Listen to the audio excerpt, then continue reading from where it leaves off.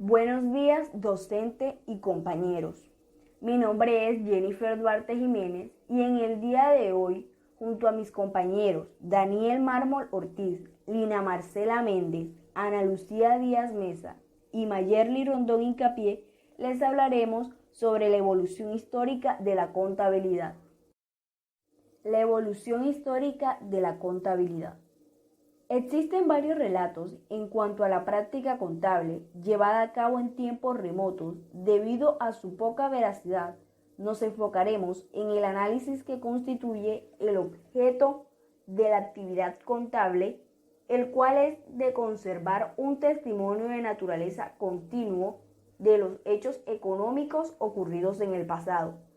Así que tenemos tres condiciones para la creación de la contabilidad. Número 1.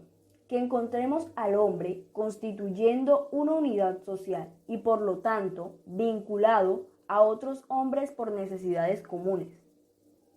Número 2. Que concurran actividades económicas en tal número de importancia que haya sido preciso auxiliarse de un testimonio de naturaleza perenne en la conservación de su información que sirviera de ayuda a la débil memoria humana. Número 3. Que exista un medio generalmente aceptado mediante el cual se pueda conservar la información sobre la narración de los hechos ocurridos en el pasado. Hablamos de escritura. Y que sea a la vez susceptible de registrar cifras. Hablamos de números. Y por lo tanto, medida de unidad de valor. Hola, buenos días. Mi nombre es Daniel Mármol y hoy les vengo a hablar sobre hechos representativos de la contabilidad en la época antigua. Con mucho gusto, empecemos. Durante la época del esclavismo, lo que era la propiedad común se convirtió en propiedad privada y se dio en cierta forma la primera organización del Estado. Las tribus vencidas eran sometidas en calidad de esclavos, convirtiéndose esto en uno de los hechos más importantes de la contabilidad, debido a que el esclavo más inteligente, llamado nomenclator, tenía la misión de llevar la contabilidad de los esclavos del amo, pues estos eran considerados bienes. En esta época existió una sociedad que fue símbolo del esclavismo, debido a la existencia de ejércitos poderosos que inundaron su estado de oro y esclavos. Sociedad romana, de donde provienen hechos económicos relacionados con la contabilidad, ya que existieron diferentes libros como la Bercia, en donde se registraban los ingresos y gastos diarios, el Codex o Tabulae, en donde los ingresos se colocaban en la columna Dacetium y en la otra columna los gastos, Exception, que producía fielmente el estado de caja, conociéndose estas como arca.